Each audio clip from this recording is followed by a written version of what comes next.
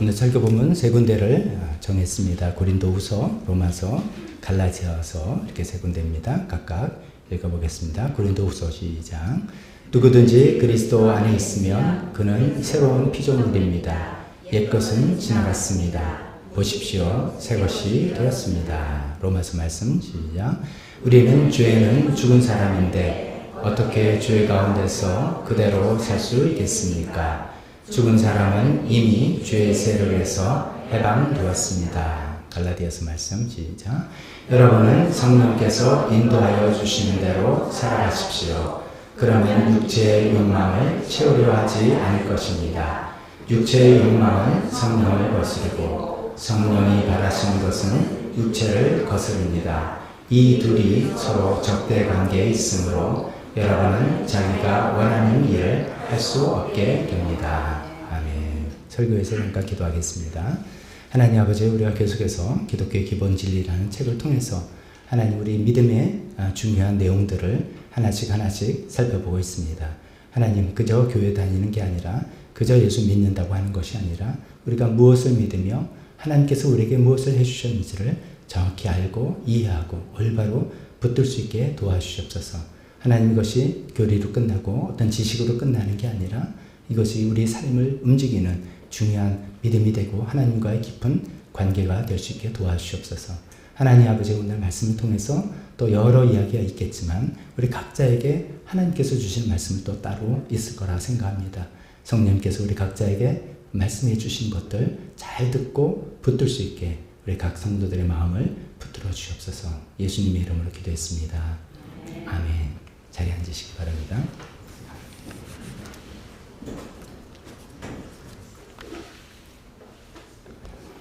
지난번에 우리가 이제 죄에 대해서 이야기하면서 죄는 세 가지 결과를 낳는다라고 살펴보았습니다. 첫 번째는 하나님으로부터 단절이 온다라고 말씀드렸죠. 그것은 흔히 죄를 지으면 죽는다, 죄의 삭은 사망이다라고 성경이 사는 바로 그것을 말씀한다라고 이야기했습니다. 우리 삶을 통해서는 하나님과 소통을 못하게 되고 어떤 허무감과 불안이 생기기도 하는, 그렇게 느끼기도 한다고 말씀드렸죠. 그 죄의 두 번째 결과는 자기에게 속박이 돼서 결국 죄의 종이 된다라는 이야기를 살펴봤고, 세 번째는 다른 사람과도 갈등이 생기는 이런 죄의 세 가지 결과를 2주 전에 우리 살펴봤습니다. 그리고 지난주에는 이제 세 가지 죄의 결과가 오는 것을 하나님께서 우리에게 구원해 주시기 위해서는 이 세 가지 문제를 각각 해결해 주시는 것을 살펴봤죠. 그래서 지난주에 첫 번째 거를 살펴봤습니다. 하나님으로부터의 단절을 어떻게 하나님께서 해결해 주시는가. 그것을 예수님의 십자가의 대속의 죽음으로 죄값을 치르시고 이제 하나님 관계를 완전히 해소시켜 주셨다라고 살펴봤죠. 그래서 하나님과 화해하게 되고 하나님을 믿고 살아갈 수 있게 되었다고 살펴봤습니다. 하나님부터 단절된 것이 회복이 됐고, 이런 것들은 이제 영의 구원, 이렇게 표현했죠. 영의 죽음이니까 영의 구원이고, 그것을 우리가 예수님을 믿은 그 과거에 그 지난 시점에 일어난 일이기 때문에 그걸 과거 구원이라고 표현하기도 하고, 받은 구원 이렇게 표현하기도 하고요. 또 이런 것들은 즉각적으로 이루어지는 그런 일이죠.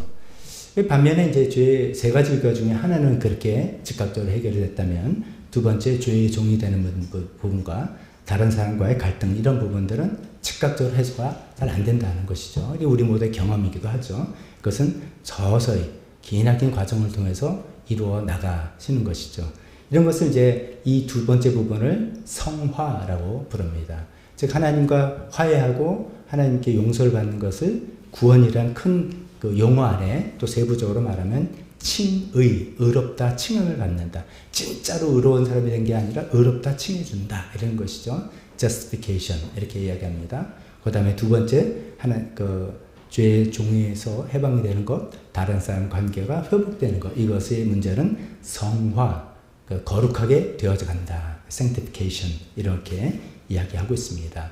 오늘은 이제 이 죄의 두 번째 부분이죠. 죄의 종에 관한 부분을 하나님께서 어떻게 우리를 해결하고 구원해 주셨는가, 이런 부분에 대해서 살펴보도록 하겠습니다. 결론을 이제 먼저 말씀드리고 그것을 차츰 풀어나 보겠습니다. 우리가 이제 쭉 이때까지 살펴보니까 죄를 짓는 게 그냥 내가 죄를 짓는 게 아니었다라는 걸 알게 됐죠. 우리가 아담의 죄로 인해서 원죄가 우리 안에 들어오고 우리에게 죄의 성품, 죄성이 들어와서 이게 참 내 마음대로 안 되는 것 같다 이런 것을 알게 됐잖아요. 그래서 하나님께서 이 죄의 종이 된 나를 어떻게 구원하시기 위해서 하나님께서는 새로운 성품을, 우리가 예수님을 영접할 때 새로운 성품을 우리에게 주셔서 죄성과 다른 새로운 성품으로 살아가게 하시고 또 그것을 돕기 위해서 성령님을 우리에게 보내주셨다. 이것이 하나님의 구원의 두 번째 구원의 방식입니다. 우리에게 새로운 성품을 주시고 성령님을 보내주셔서 우리를 도와주신다. 이런 내용입니다. 자, 그런데 뭐 이렇게만 생각해보면 좀 너무 딱딱하고 그런가 보다라고 할 것 같아서 제가 이제 아시다시피 존 스타트 목사님의 기독교의 기본 진리 이 책을 가지고 쭉 순서에 따라 설교를 하고 있는데 책을 읽는 것과 설교는 또 다릅니다. 여러분과 같이 소통이 좀 돼야 되기 때문에 있는 내용도 빼기도 하고 없는 내용 집어넣기도 하고 뭐 이렇게 좀 약간 수정을 가하는데 이런 내용을 좀 현실적인 질문을 던지면서 한번 풀어 나가 보려고 합니다. 그래서 오늘 설교 제목을 왜 믿는데도 안 변하나 이런 제목으로 줘봤습니다. 아니 죄의 성품이 있지만 새로운 성품이 됐고 성령님 보내주니까 나는 그 죄의 종에서 해방이 됐으면 척척척 변해야 될 것 같은데 우리 현실은 다 그렇지 않은 이런 현실을 어떻게 이해해야 되나. 그럼에도 불구하고 하나님께서는 우리를 구원해 주셨다고 볼 수 있는 건가 이런 것들을 살펴보려고 합니다. 왜 하나님을 믿는데 그런데도 나는 잘 안 변하나. 이거는 이제 자기 모습이기도 하고요. 이제 특히나 내가 이제 아직 믿지 않는 배우자나 가까운 친척이 다른 우리 배우자를 볼 때 그렇게 생각이 들기도 합니다. 당신은 뭐 맨날 교회 다니고 예수 믿는다 그러더니 뭐 그래? 똑같네? 뭘 변하지도 않네? 뭐 이렇게 이야기도 하고 자기 모습을 봐도 야, 나 예수 믿고 내가 뭘 변했지? 이렇게 생각이 하기도 합니다. 이게 다 이제 죄의 종에서 우리를 구원해 주시는 그런 영역에 관한 이야기이기 때문에 우리가 현실적인 질문을 가지고 대답을 해보려고 합니다. 오늘 설교를 통해서 세 가지로 이제 얘기를 해보려고 합니다. 첫 번째, 변화라고 해야겠는데, 무조건 변화가 아니라 변화에, 진짜 우리가 변화해야 되는 영역이 있다 이거죠. 그러니까 변하는 걸 기대하지 않아야 될 영역도 있는데, 그런 걸 좀 변화의 영역에 대한 정의를 한번 내려보겠습니다. 두 번째는 다른 여러 성경을 읽으면서 이 변화에 대해서 우리가 좀 오해를 갖게 하는 성경 구절도 있는데, 그런 것들을 좀 설명해보겠고, 세 번째로는 하나님의 우리에게 구원을 주시는 해결 방법, 이것을 구체적으로 생각해보고 우리가 어떻게 될 것인가 이렇게 생각해 보도록 하겠습니다. 첫 번째 이제 변화해야 할 영역에 대해서 우리가 정리를 좀 한번 먼저 해봐야 되겠습니다. 우리가 이제 이건 뭐 속담도 아니고 이거는 뭐 명언도 아니고 우리가 이제 근데 다 우리는 한 번쯤 들어봤고 우리가 한 번쯤 써봤을 그런 말이 있습니다. 사람은 절대로 안 변해. 뭐 이런 말이잖아요. 참 사람 절대로 안 변해. 뭐 이런 말들을 우리가 얼마나 많이 또 쓰고 듣고 해왔습니까? 근데 이제 특히나 예수님 믿고도 변하는 게 없잖아. 막 이런 얘기를 하는데 우리가 그때 이제 변화의 영역에 대해서 정리를 잘 할 필요가 있다는 것입니다. 첫 번째는 우리가 예수님을 믿고 구원받을 때 어떤 즉각적으로 일어나는 변화가 있습니다. 즉각적으로. 아까 칭의라고 한 그와 연결되는 것이죠. 우리의 소속, 우리의 신분, 우리의 지위가 즉각적으로 변했습니다. 우리가 그전에는 세상과 마귀에 속했던 사람, 마귀에 속했다면 좀 듣기 좀 거북스럽다 하지만 성경에서 볼 때는 세상의 공중의 권세 잡은 자라니까 사실 세상에 속했다는 게 마귀에 속했다는 거죠. 그렇게 세상과 마귀에 속해 살다가 예수님 믿으면서 우리는 하나님께 속한 사람으로 딱 소속을 바꾼 거예요. 팀 소속을 바꾼 거죠. 그 다음에 우리가 죄인이었다가 이제 의인으로 신분이 바뀐 겁니다. 또 하나님의 원수였다가 하나님의 자녀로 완전히 지위가 바뀐 것이죠. 이것은 순식간에 일어나는 것입니다. 이것은 우리가 뭐 잘해서 그런 것 같지만 오로지 예수님의 보혈의 공로 때문에 우리가 이렇게 소속, 신분, 지위가 즉각적으로 바뀐 것입니다. 이렇게 바뀔 때 여러분 뭐 느낀 거 있었어요? 내가 갑자기 막 소속이 바뀌어가지고 막 기분이 좋아져 라든지 내가 신분이 막 내가 너무 의롭게 된 것 전혀 없습니다. 우리의 감정과 느낌이 먼저 예수님 영접하고 이럴 때 뭐 어떤 감정적인 변화 있는 분들도 있겠지만 없는, 이건 우리의 느낌과 우리의 뭐 이런 거 전혀 상관없이 하나님께서 법적으로 우리를 소속을 바꿔주시고 신분을 바꿔주시고 우리의 그 지위를 바꿔주신 겁니다. 즉 어떻게 보면 우리가 예수님 믿고 당신은 왜 이렇게 하나도 안 변했어? 이렇게 누가 말할지라도 우리 속으로는 이렇게 말해야 됩니다. 가장 큰 변화가 내 안에는 있었던 거야. 당신이 잘 몰라서 그렇지 난 소속 바뀌었고 난 신분 바뀌었고 난 지위 바뀌었어. 나는 이제 하나님 사람이야. 놀라운 변화, 가장 중요한 변화가 사실은 변화가 일어난 것입니다. 그게 이제 첫 번째 변화의 영역입니다. 두 번째는 근데 이제 우리가 보통 그런 얘기를 하는 게 아니죠. 당신 왜 믿고도 안 변해? 나는 왜 이렇게 안 변할까 할 때 그런 얘기를 하는 건 아니죠. 근데 이제 주로 이제 우리의 성격이라든지 성품, 기질, 뭐 이런 가치관 이런 거, 죄성 이런 거 이야기하는 거잖아요. 근데 그 중에서도 가만히 생각해 보면 우리가 변화를 별로 기대해서는 안 되는 영역들도 있습니다. 예수님 믿어도 변화를 기대해서는 안 되는 영역. 예를 들면 타고난 기질 이런 겁니다. 이 뭐 타고난 기질 중에 이런 거죠.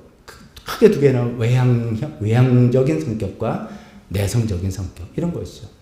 물론 이제 가끔 간증을 들어보면 예수님 믿고 굉장히 그 전에 내성적인 사람이 굉장히 외향적으로 활달하게 어떤 활동을 했다 이렇게 간증하는 분들도 있긴 있습니다만 모든 사람이 그래야 되는 것도 아니죠. 그러면 외향적인 것도 이상적인 겁니까? 내성적인 것은 틀렸습니까? 그런 게 아니잖아요.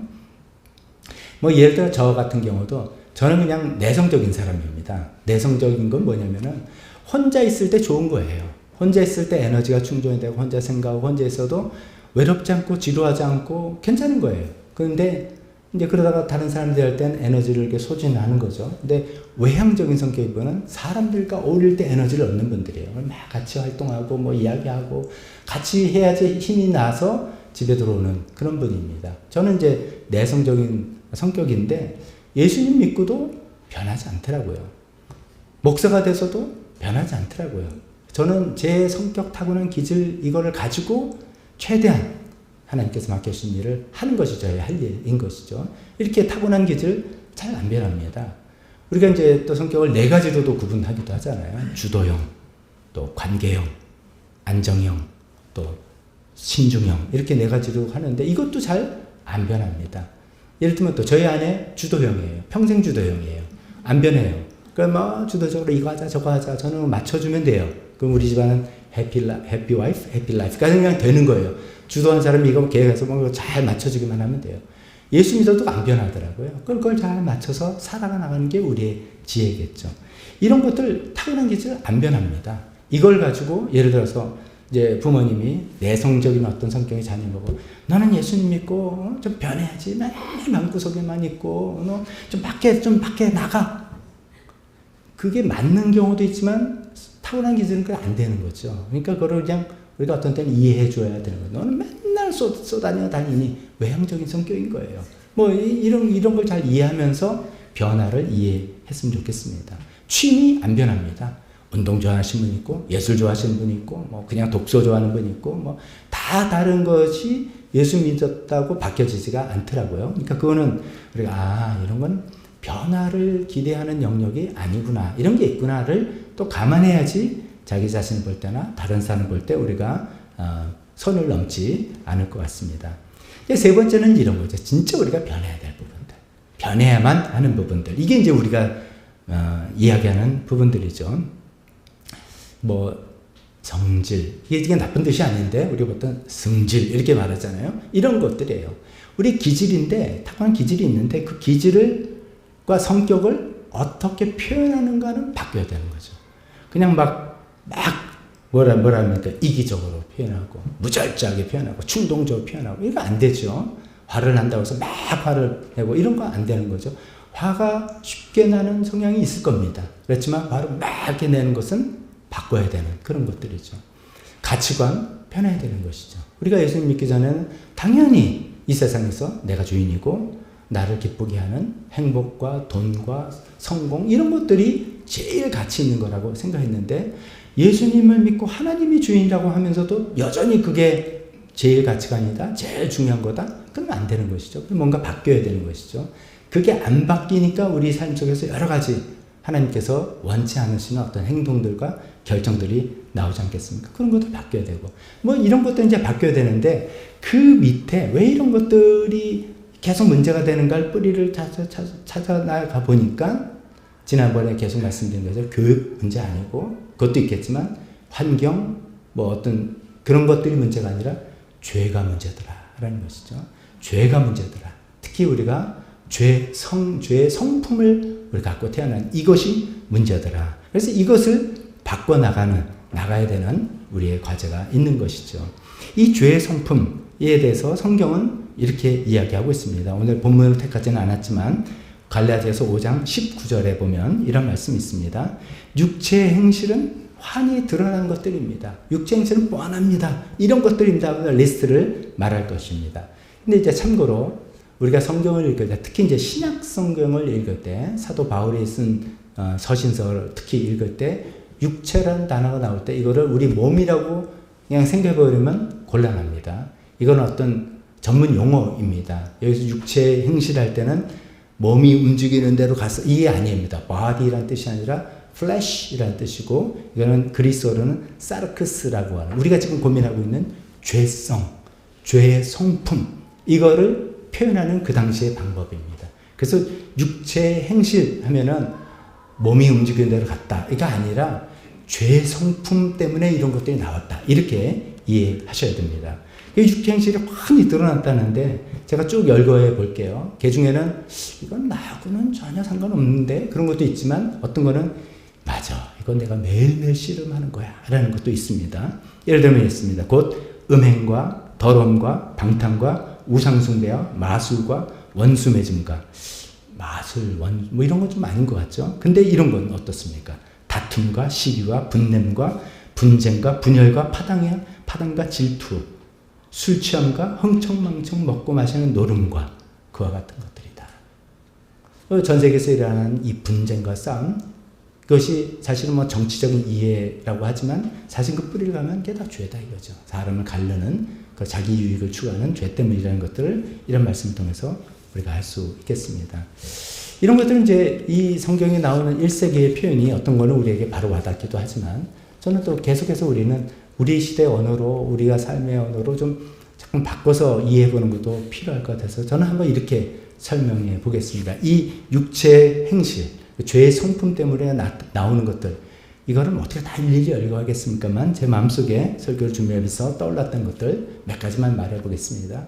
이런 것이요. 우리가 하나님은 눈에 보이지 않으니까 영의 세계는 눈에 보이지 않으니까 그건 별로 관심이 없어요. 눈에 보이는 것, 손에 집히는 것 이런 것에만 관심을 갖고 그것만 추구하는 그런 마음 이게 다 죄성에서 나오는 것이죠. 그리고 그러다 보니까 돈과 성공 이런 데 유혹에 넘어가는 거예요. 그러면 안 되는 거 알면서도 넘어가고 그래서 잘 될 때는 우쭐해서 내가 잘한 거지 교만에 빠지고 잘 안 되면 걱정과 염려 그 다음에 하나님은 왜 놔두셨지 시험 들고 하는 교만과 시험을 계속 오르락 내려가는 이런 것들 빠지고요. 우리 유익과 체면을 위해서 쉽게 그냥 거짓말도 하고 베풀고 섬기기보다는 이런 표현 있잖아요. 그 가난의 영에 찌들었다. 뭐 이런 표현 있죠. 아니, 겉으로 보면 그냥 다 먹고 사는데 그 마음이 가난한 거예요. 네. 이게 검소한 게 아닙니다. 검소절약이 아니라 그래서 가난에 찌들렸다 이렇게 표현하잖아요. 그래서 남들한테 뭘 베풀 줄을 몰라요. 베풀어도 이만큼 귀퉁이 하나 얇게 주고 베풀어서 정말 풍성하게 섬기고 나눔이 아니라 그냥 내 마음에 찌들려 있는 이런 마음에 늘 사로잡고 있고 남들에게 관심을 주기보다는 무관심 나는 그런데 그런 에너지가 없습니다. 아니면 자기만 관심을 갖고 자기 거는 다 챙기고 남한테는 하나도 베푼고 관심 베푸는 게 없고 이런 것들 또 뭐 이러면 자존심 이렇게 큰 예민해가지고 조금만 자존심이 건드렸다 생각하면 예민하게 반응을 하고 폭발하기도 하고 폭발하는 게 불리할 것 같으면은 딱 마음에 묻어두고 마음에 칼을 싹싹 갈고 있다가 기회가 나면 샥 베고 뭐 이런 것들 하는 이런 것들이 전부 다 죄의 성품으로 인해서 우리가 생기고 이거 매일매일 경험하는 그런 것들이 아닌가 싶습니다. 한 가지만 더 들으면 자신과 가정에 책임을 지지 않고 경제적인 책임 어떤 여러 가지 해야 될 일에 책임지지 않고 전부 다 남한테 피해를 주게 하는 이런 것들 부담 주는 이런 것들도 전부 다 죄의 성품에서 죄성에서 나오는 것들이라는 것이죠. 거듭 말씀드리지만 저 사람 왜 저래 이렇게 말할 필요 없습니다. 이게 모두 다 죄 때문입니다. 저 사람이 나쁜 사람이라서가 아니라 그 안에 죄가 작용하기 때문에 그렇게 되는 것입니다. 근데 이 죄는 우리가 쭉 살펴봤지만 내가 그냥 짓는 게 아니라 내가 죄인이다는 것이 정말 너무나 답답한 현실이고 안타까운 현실이죠. 내가 죄를 짓는 게 아니라 내가 죄의 종이다. 죄의 성품이 내 안에 있다. 이런 정말 참담한 현실이 우리 안에 있는 것이죠. 그래서 우리가 이런 죄를 짓고 변화가 일어나기 어렵다라고 말씀드리고 싶습니다. 자, 그러면 이런 우리의 현실을 하나님은 어떻게 해결하시는가? 하나님께서는 죄의 종로를 하는, 자꾸만 제가 9번에서 말씀드립니다. 죄를 짓는이 아니라 죄의 종로로 다는 우리를 구원하시기 위해서 하나님은 우리를 새로운 피조물로 만드셨다. 이 새로운 피조물이라는 것은 우리 안에 새로운 마음, 새로운 성품, 새로운 능력, 새로운 소원, 이걸 갖고 있는 완전히 새로운 존재로 우리를 만드신다라고 하는 것입니다. 그것이 첫 번째 본문 고린도후서 5장 17절입니다. 누구든지 그리스도 안에 있으면, 굉장히 모호한 표현이지만 이 죄를 회개하고 예수님을 영접하고 예수님을 믿게 되면 이렇게 이해할 수 있습니다. 그러면 그는 새로운 피조물이 된다. 옛것은 지나가고 새것이 되었다. 우리에게 죄의 성품이 있어서 그 옛것에 그냥 살아가는 것이 아니라 하나님의 새로운 성품이 우리 안에 시작이 된다라는 놀라움, 이것이 이제 우리에게 주어지는 구원의 복음인 것이죠. 근데 이 일을 주관하시는 분이 성령님이다라는 이야기를 덧붙이고 싶습니다. 복음서를 보면 예수님께서 이제 제자들과 이야기를 많은 이야기도 하시고 하시면서 이제 예수님 입장에서는 이제 당신의 어떤 타임 스케줄을 되게 아시는 거죠. 지난주에 말씀드렸죠. 십자가 죽는 게 예수님께서 늘 생각하시는 때예요. 근데 그것이 다가온 것을 감지하시고 난다면 제자들에게 슬슬 말을 흘리십니다. 내가 너희를 떠나갈 거다. 계속 천년만년 같이 있을 건 아니다. 라고 하는데 그냥 예수님께서 무책임하게 떠나는 게 아니라고 하시면서 내가 너희에게 성령님을 보내주겠다. 내가 떠나면 아버지께 부탁을 해서 성령님을 보내주겠다. 그것이 너희한테 훨씬 더 이득이다. 낫다라고 이야기하십니다.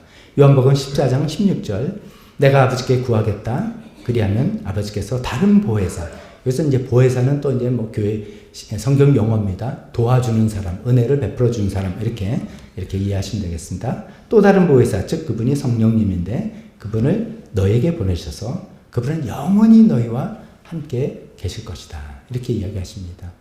그 예수님의 이 약속이 이제 이루어진 것이죠. 부활하시고 승천하시고 하나님께 가셔서 하나님께 부탁하셔서 성령님이 이 땅에 오신 게, 그게 바로 오순절 성령 강림 사건 아닙니까? 제자들에게 성령이 임해서 정말 예수님은 떠나셨지만 성령님과 함께 살아갈 수 있는 놀라운 역사가 된 것이죠. 그런데 감사한 것은 그것이 제자들에게만 일어나는 일회성이 아니라 오늘날도 예수님을 믿고 영접하는 모든 사람에게 일어나는 그런 일이야. 일반적인 일이라는 것이죠. 그래서 누구든지 죄를 회개하고 예수님 영접할 때 내가 그냥 새 사람이 되었어가 아니라 성령님께서 내 안에 들어오셔서 나를 온전히 새롭게 변화시켜 나가시고 나를 인도해 나가신다. 이것이 우리에게 복음인 것이죠. 사도행전 2장 28절에 베드로가 대답하였다. 성령 충만해진 다음에 베드로가 이렇게 설교한 겁니다. 회개하십시오. 그리고 여러분 각 사람은 예수 그리스도의 이름으로 침례를 받고 죄 용서를 받으십시오. 그리하면 성령을 선물로 받을 것입니다. 우리가 죄를 회개하고 예수 영접할 때 성령님이 우리 오셔서, 죄를 회개하고 영접할 때 하나님께서 우리를 새로운 성품을 만드시는데 그 다음에 성령님이 오셔서 우리를 새로운 성품으로 계속해서 인도해 나가실 것이다 라는 그런 놀라운, 그게 하나님의 해결책을 우리에게 제시하고 있습니다. 그게 이제 죄의 종이 된 우리를 구원하시는 하나님의 두 번째 방법인 것입니다.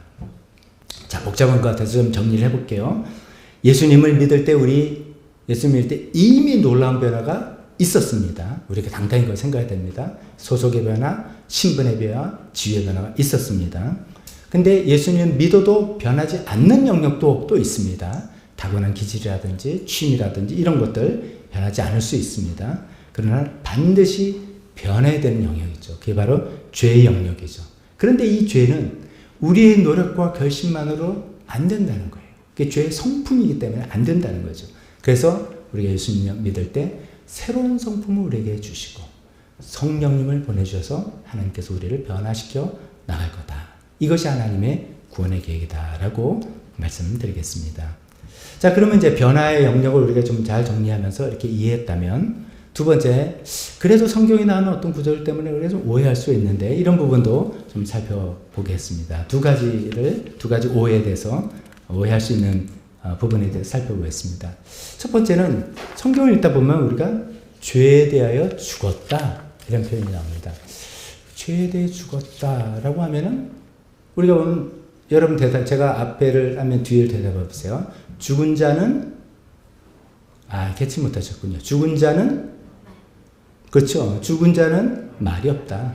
왜냐하면 죽었으니까 말이 없는 일은 반응이 없다는 거잖아요. 난 죽었는데 뭐 찔르든 말든 죽은 자는 말이 없다. 그래서 우리가 죄에 대해서 죽었다 하면, 죄에 대해서 나는 아는 반응이 없는 거고, 나는 아무 유혹도 안 받는 거고, 뭐 아무리 맛있는 음식, 내가 사실 지금 뭐 몸이 건강상에 먹으면 안 되는 아주 음식이라 칩시다. 근데 죽은 사람은 그 유혹이 없잖아요. 뭐 이런 건데, 난 여전히 유혹이 있는데 이걸 어떻게 이해할까? 이런 거죠.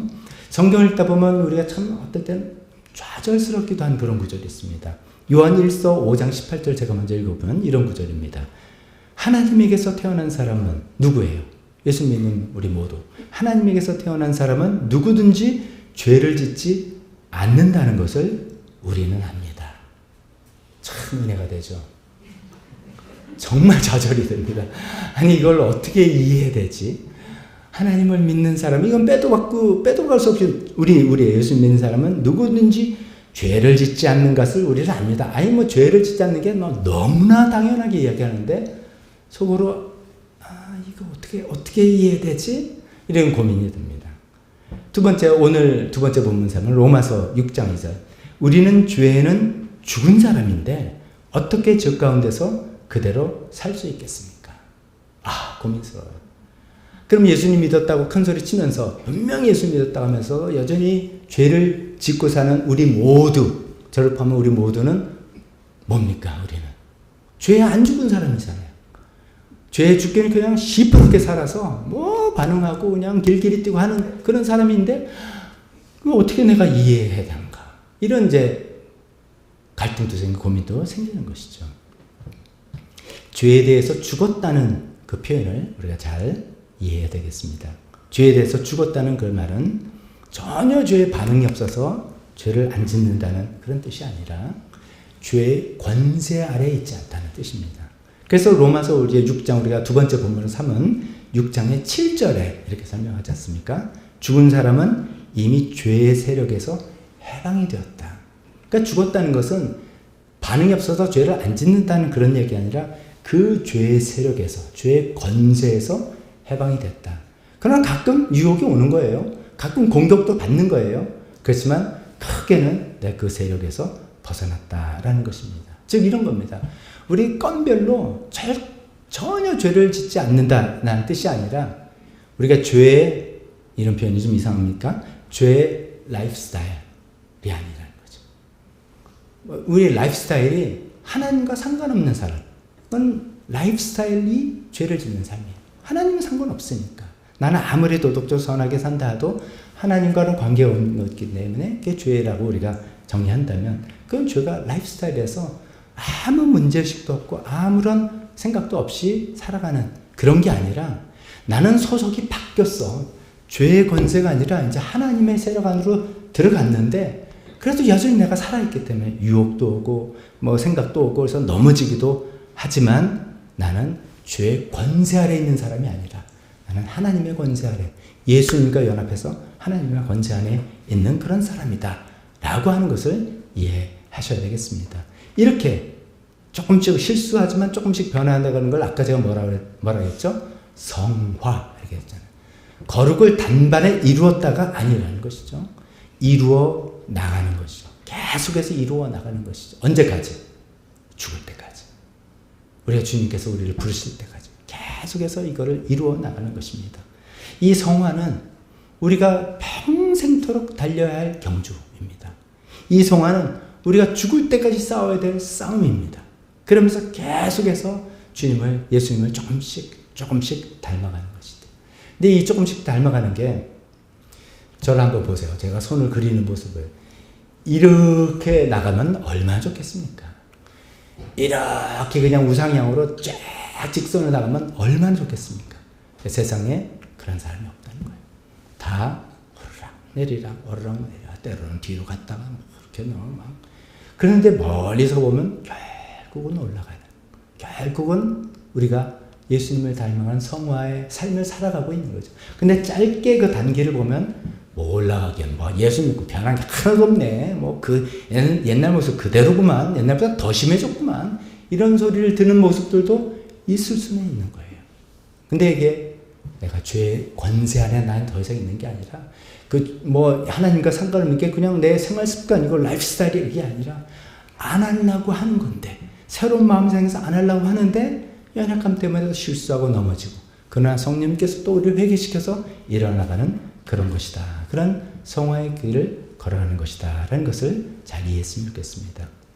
두 번째 또 우리가 오해할 수 있는 것 중 하나는 예수님 믿고 구원받았어요. 하나님 자녀가 되고 새로운 피조물 됐어요. 그러니까 죄의 성품마저도 깨끗하게 사라졌구나. 난 이제 옛 것을 지나갔으니까 옛 속성 싹 사라지고 나는 완전히 새로 깨끗하게 새로운 거를 시작됐다. 근데 내가 왜 이렇게 넘어지지? 내가 왜 이렇게 죄를 짓고 유혹을 받고 넘어지지? 이렇게 생각하는 오해인 것입니다. 우리의 죄성은 아까도 중간중간 말씀드렸지만 죽어도 없어지지 않습니다. 아니 죽을 때까지죠. 우리가 이제 죄에 대해서 생각할 때는 천국 가야지 없어집니다. 천국 가야지만 우리 죄에 대해서 해방이 됩니다. 그래서 우리가 천국을 이렇게 바라는 것입니다. 우리가 살아있는 동안에는 계속해서 우리를 괴롭히고 우리를 할 수만 있으면 넘어뜨리려고 하고 있는 것입니다. 그래서 그것을 기억해야 됩니다. 예수님 믿으면 죄성은 없어지고 새로운 성품으로만 살아간다라고 오해하시면 안 되는 겁니다. 그렇게 되면 당황하는 것이죠. 그게 아니라 나는 이제 두 가지 성품이 내 안에 있는 거구나 라고 생각을 하셔야 됩니다. 옛 성품, 옛 속성, 옛 사람이라는 것이 여전히 있고 여전히 이놈이 살아있고 그러나 예수님 믿고 새로운 성품이 거듭날 새 사람이 내 안에 들어와서 함께 살아가는 것입니다. 자, 그러면 여러분 질문할게요.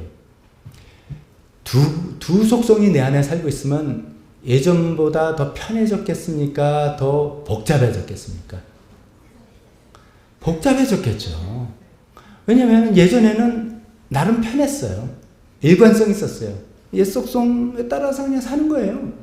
그게 잘못인지도 모르고 그냥 쭉 살아서 나름대로 쭉 일관성이 있었어요. 늘 이런 방식으로 살아왔어. 하나님하고는 상관없지만 늘 이런 식으로 내 안에 갈등이 없었어요. 사람들과 갈등 그런 것만 아니라 내적 갈등이 없는데 그렇게 옛 속성이 있는데 이놈이 없어지고 새로운 속성이 들어온 게 아니라 얘는 여전히 있고 새로운 속성이 이제 시작됐는데 이 둘 사이가 좋겠어요? 나쁘겠어요? 나빠요. 성경에도 나왔잖아요. 5장 17절 우리 본문에 이 둘이 서로 적대관계가 있다는 거예요. 적대관계니까 내 안에서 얼마나 싸우겠어요. 그러니까 사실은 믿기 전보다 더 복잡해졌죠. 여러분들 경험하셨습니까? 이제 예수 믿는 오래되신 분들이라서 기억을 막 새로 이렇게 새로워야 되겠는데 우리가 다 그런 시간을 겪었습니다. 예수님 믿고 난 다음에 새로운 속성, 새로운 성품이 내 안에 들어와서 내 성질대로 못하는 거예요. 내 성질대로 부르려고 하는데 그러면 안 되잖아. 이런 생각이 드는데 무시할 수 없는 게 이게 하나님의 말씀이에요. 그러니까 그건 안 되는데 막 괴로운 거예요. 남들은 몰라요. 왜 괴로워하는지. 내 속으로 막 성질들 못하니까 괴롭기도 하고 남들은 알지도 못하는데 살짝 표를 했는데 그게 또 마음에 죄책감이 들어서 괴롭기도 하고 괴롭습니다. 내 안에 가치관에 변화가 옵니다. 내 성공과 돈과 이런 걸 추구하던 삶에서 그것도 좋지고 필요하지만 하나님을 먼저 우선 둬야 되지 않겠니? 근데 그게 어디 쉽게 옵니까? 가치관이 막 변화가 오는 것이 내 마음에 힘들고 어려울 수도 있어요. 우리가 흔히 예수님 믿으면 내 마음이 평안해진다 생각하는 분들, 아주 초신자들은 하나님께서 거기서부터 이렇게 인도하시기 때문에 그런 것 같아요. 근데 사실은 아니에요. 우리 안에서 엄청난 분쟁, 지금 팔레스타인에서의 분쟁, 버금가는 엄청난 싸움과 분쟁이 일어나는 겁니다. 옛 속성이 길들였던 우리를 새 속성이 들어와서 우리를 하나님의 사람으로 마구마구 바꿔나가는데 이게 쉬울 리가 있겠습니까? 엄청난 싸움이 있는 거죠. 예수님이 그런 얘기 하셨죠. 너희는 내가 세상에 평화를 주러 왔는지 아느냐? 검을 주러 왔다. 이게 예수님 평화의 왕이신 예수님이 무슨 소리인가? 이런 얘기예요. 우리가 하나님과 상관없는 삶을 살아서 예수님이 안에 들어오면은 그거를 싸워나가는 과정은 이 검 가지고 싸우는 것 같은 그런 갈등과 분쟁이 반드시 있다는 것입니다. 그런 것이 우리 안에 있는 것이에요. 근데 그 모든 것이 이 죄성이 예수 믿는다고 없어지는 게 아니기 때문인 거죠. 끝끝내 이놈이 살아있어서 계속 이거랑 싸우는 그런 것이죠. 자, 요걸 정리해 봅니다. 예수 믿는다고 우리 옛 속성, 우리 죄의 성품 절대로 없어지지 않습니다.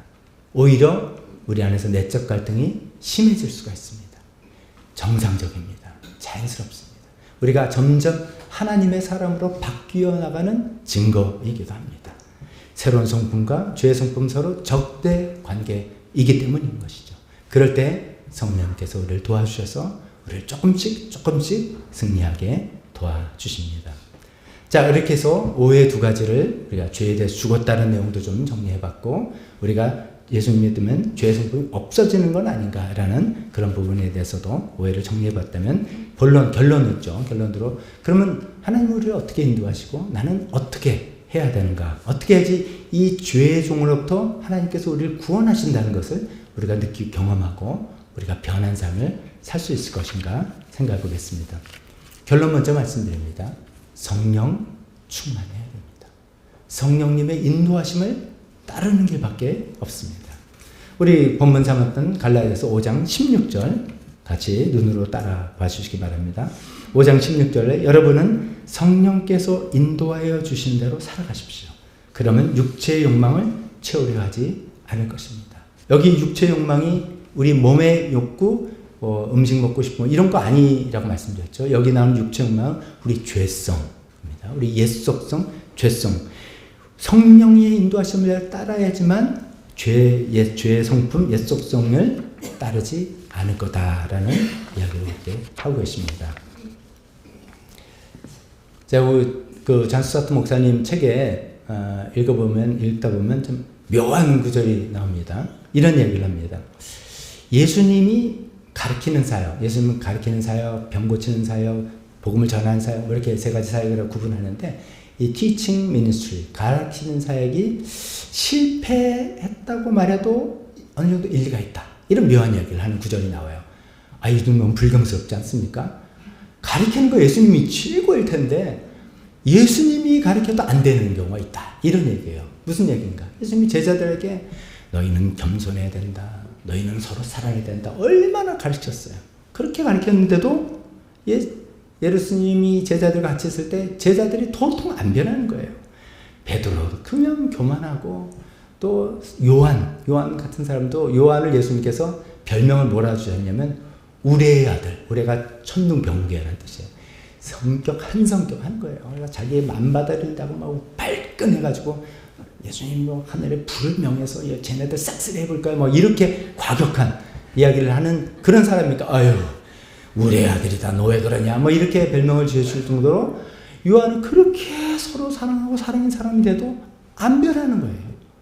그런데 우리가 성경 뒤에 보면 베드로 전서 후서, 베드로가 쓴 편지를 보면 그렇게 겸손한 사람이야 돼 있는 거예요. 베드로가 수제자 그런데도 겸손이 줄줄줄 흘러요. 요한 어떤 사람입니까? 요한 1서 하나님은 사랑이다. 서로 사랑하다. 아예 사랑이 흘러. 어떻게 이 사람이 이렇게 변했지? 다시 생각해보세요. 예수님이 그렇게 하지 마라, 해라 해도 안 듣던 사람들이 어떻게 저렇게 변했습니까? 비결은, 원인은 성령님 때문에. 예수님 부활하고 승천하시고 성령님 오셔서 그들의 마음속에 성령님께서 역사하시다 보니까, 좀 예수님 죄송합니다만, 그렇게 예수님이 해도 안 되던 사람이 겸손해지고 사랑의 사람으로 변했다는 거예요. 그 얘기를 하는 겁니다. 이것은 우리에게 놀라운 소망입니다. 우리도 소망이 있다는 거예요. 우리도 어떤 성경을 읽고 어떤 내용을 듣고 아는 걸로 변화하는 정도는 됩니다. 그러나 잘 안 돼요. 그걸로 변하는 게 아니에요. 우리 마음의 결심과 우리 행동으로 변하는 게 아닌 것처럼 그걸로는 안 돼요. 그런데 우리가 예수님 영접할 때 우리 안에 새로운 성품이 시작되었고 그 성품을 계속 격려하며 도와주는 성령님이 도우심으로 베드로가 변하고 요한이 변하듯이 저와 여러분들이 변해 나갈 수 있다는 것입니다. 이게 우리에게 너무나 기쁜 소식인 것이죠. 그래서 우리 이렇게 얘기합니다. 성령님의 도움으로 우리도 변할 수 있다. 이렇게 이야기하는데 그것을 조금 더 구체적으로 말하면은 성령님의 인도를 따라서 행하느냐 행하지 않느냐 따라서 우리가 변한다. 즉 제가 이제 말씀드리고 싶은 건 이런 겁니다. 여러분 이 기도가 좋은 기도인지 안 좋은 기도인지 여러분 또 판단해 보세요. 하나님 저를 변화시켜 주세요. 이 기도가 좋은 기도입니까? 안 좋은 기도입니까? 제가 이런 질문을 할 때 항상 yes and no가 다 있다는 거 이제 짐작도 하시죠? 맞아요. 좋은 기도예요. 어떤 좋다고 보면 이런 거죠. 궁극적인 우리의 변화는 하나님으로부터 온다. 그렇기 때문에 그렇죠? 하나님의 은혜로 변하는 것이지 내가 변화를 만들기 건 아니다. 이런 걸 그런 차원에서 맞습니다. 그러나 안 좋다라고 할 때는 뭐냐면 나는 가만히 뒷짐지고 하나님 날 좀 변화시켜 보세요. 그래서 내가 변하지 않으면 하나님 뭐하고 계셨어요? 하나님에게 능력이 없으세요? 보혈의 능력도 별로네요. 성령님 뭐 별로네요. 이렇게 하나님에게 다 책임 전가하는 그런 의미라면 아니라는 것이죠. 사실은 우리는 하나님 우리를 변화시켜 주세요 라기보다도 하나님 제가 하나님의 뜻을 발견해서 이거를 이렇게 해보겠습니다. 저거를 하지 않겠습니다. 도와주세요. 이 기도가 더 좋은 기도예요. 하나님께서 우리에게 알려주신 대로 더 정확히 성령님께서 우리에게 알려주신 대로 하라는 것은 하겠습니다. 하지 말라는 것은 하지 않겠습니다. 그 결정을 내가 내리고 내가 내리길 하나님 기대하시는 거지 하나님께서 그냥 확 하는 게 아니시기 때문에 그 결정을 성령님께서 알려주신 대로 그 결정을 내려서 올바른 선택을 하겠습니다. 주님 그러나 내가 능력이 부족하니까 도와주세요. 라고 할 때 하나님께서 성령님께서 도와준 힘이 따라서 내가 조금씩 나쁜 습관과 버릇들이 변해나가는 그런 변화를 우리가 해야 된다고 생각할 때 무조건 하나님 날 도와주세요, 날 변해주세요는 이렇게 조금 생각을 해봐야 된다는 것이죠. 우리 신앙의 자세가 수동적이고 무책임한 자세가 아니라 나의 상태에 대해서는 내가 능동적이고 적극적이고 내가 책임지는 자세로 주님께 나와서 도움을 적극적으로 구할 때 하나님께서 우리에게 변화시켜 주실 거라는 거죠. 성령님께서 어떻게 도와주냐? 이렇게 도와주십니다. 우리 안에 오셔서 우리에게 여러 가지를 두 가지를 해주십니다. 빌립보서 2장 13절 여러 차례 말씀드렸습니다. 우리 안에서 하나님을 기쁘게 해드릴 것을 염원하게 해주신다. 즉 이렇게 하는 게 하나님께서 기뻐하실 거야 라는 생각을 그런 마음이 들게 한다는 거예요. 근데 그거는 양방향이겠죠. 이렇게 하는 것을 하나님께서 좋아하실 거야 해야지. 이렇게 하는 건 하나님께서 좋아하지 않으실 거야 하지 말아야지. 이런 마음을 염원하게 하시고 굉장히 strong desire라는 거죠. 그런 생각을 들게 한다는 겁니다. 제가 이 부분에 대해서 여러 차례 말씀드렸죠. 우리가 신앙생활이나 우리가 살아가면서 뭔가 내가 좀 잘했어요. 그냥 표현은 내가 되게 기특한 생각이 들었네. 어떻게 남을 내가 도와줄 생각이 났지? 그래서 이걸 하면 좀 도움이 되겠지. 이런 생각이 났을 때 신앙생활 10년 하니까 좀 컸네. 절대로 생각하면 안 됩니다. 그 생각 성령님께서 주신 생각입니다. 성령님께서 우리에게 주신 마음이에요. 너 해봐라. 이런 주신 마음이에요. 내가 신앙을 좀 오래 하니까 이런 유혹에는 좀 내가 좀 끄떡없이 넘어가는구나. 이렇게 이제 훅 생각할 수도 있지만 그 휙 넘어간 걸 자세히 뜯어보면 뭐가 있냐면 그 안에 성령님께서 우리에게 너 그거 하지 마. 이런 마음을 주신 거예요. 그 마음을 듣고 나는 왜 하면 안 되는데요? 내가 늘 했었는데요? 라는 갈등과 그렇지. 하나님 말씀에 순종해야지 하는 이 갈등이 막 싸우다가 힘들다가 그렇게 안 할게요. 라는 결정을 내리고 어려운 걸음을 내디딘 거예요. 그거를 짧은 순간을 쫙 보니까 그래서 안 한 건데 그걸 길게 늘려보면 그 많은 활동들이 다 있습니다. 성령님께 우리 안에서 활동하셔서 너 이거 해라. 이게 하나님께서 기뻐하시는 거고 너한테도 좋은 거고 막 이야기를 하실 때 막 갈등하면서 옛 속성과 새 속성이 막 싸우고 죄의 성품과 하나님 주신 새로운 성품이 막 싸우면서 우리가 갈등하면서 올바른 결정과 올바른 선택을 해서 나아가서 어떤 일을 하는 거예요. 반대도 그런 겁니다. 다 성령님께서 우리 안에서 역사하시고 활동하시는 것을 그 도움을 받아서 우리가 하는 겁니다. 또 그렇게 하는데 내가 그걸 어떻게 해요? 내가 할 능력이 없잖아요. 걱정하지 마. 너 먼저 해봐. 내가 도와줄게. 우리 안에서 실천하게 해주시는 능력을 주시는 성령님이다. 이거죠. 우리에게 마음도 주시고 우리의 능력도 주시는 성령님을 우리가 잘 듣고 따라서 하는 것이 점점 우리 죄의 종에서 벗어나는 구원의 길이다 하는 말씀입니다. 성령님께서 하라시는 것 대표적으로 어떤 거겠습니까? 용서해라.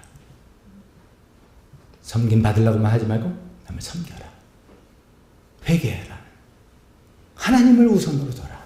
뭐 이런 것들입니다.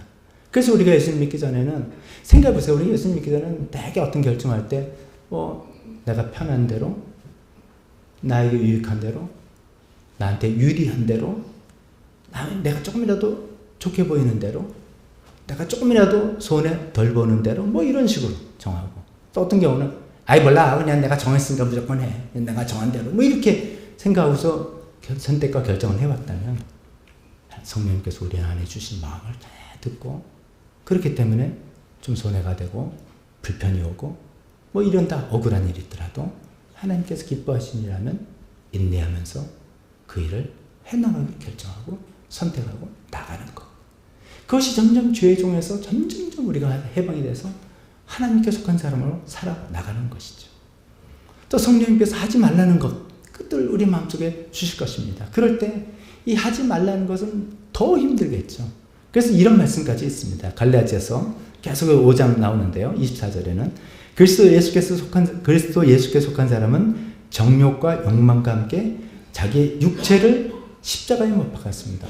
이 말씀 조심해야 됩니다. 자기 육체를 십자가에 못 박았다니까 또 뭐 자기 이렇게 하면 안 된다고 그랬죠. 이 육체가 body가 아니라 flesh, 죄의 성품이라고 쓰는 거예요. 자기 죄의 성품을 십자가에 못 박을 정도로 아주 강력하게 저항하고 단호하게 거부해야 되도록 나 이게 절대로 하면 안 되겠다. 이런 것들. 뭐 제가 일일이 말하지 않아도 죄의 나쁜 습관과 행동과 여러 가지 있지 않습니까? 그걸 끊으려고 애를 써야 되는 거예요. 심지어는 히브리서 12장 4절에 여러분은 죄와 맞서서 싸우지만 아직 피를 흘리기까지 대항한 일은 없습니다. 피를 흘리기까지 내게 손해가 될 때까지 그걸 하지 않아야 되는 그런 각오를 해야 된다고 이야기하고 있습니다. 결론입니다. 자, 정리해 봅시다.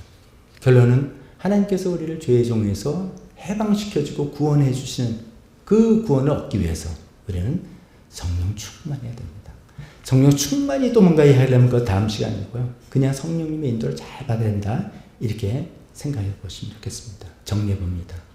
우리가 죄를 회개하고 예수님 영접할 때 우리가 거듭나고 우리 안에 새로운 성품이 시작됩니다. 죄의 성품이 여전히 있지만 새로운 성품이 주어지고 그것을 성령께서 도우시려고 오셨습니다. 우리 예수님 영접할 때 성령님이 우리 안에 오셔서 이제 활발히 활동하십니다. 우리에게 어떤 마음을 주십니다. 해야 될 마음, 하지 말아야 될 마음 주십니다. 귀담아 듣고 예민하게 듣고 그것을 따라서 순종하는 거기에 따라서 우리가 얼마나 변하느냐 변하지 않느냐가 달려있다는 것이죠. 그래서 핵심은 그 성령님의 도움을 잘 받아서 우리 예수님 믿고 아까 우리가 처음에 하는 거 사람 절대로 안 변해. 곰곰이 생각합니다. 우리는 그 말에 디스합시다. 난 예수님 믿고 변했어. 내 성격이 이렇게 변했고 내 성품이 변했고 내 가치관이 변했고 내 행동이 변했고 내가 돈을 쓰는 게 변했고 내가 시간 쓰는 게 변했고 내가 사람을 대하는 게 변했고 내가 예전에 이런 사람들만 대했지만 뭐 이런 사람 변했고 많은 것들이 변했어. 이런 간증이 쏟아져 나오는 그래서 궁극적으로 예수님을 닮아가는 성화의 길을 걸어가는 우리 모두가 되시기를 주님의 이름으로 축원합니다.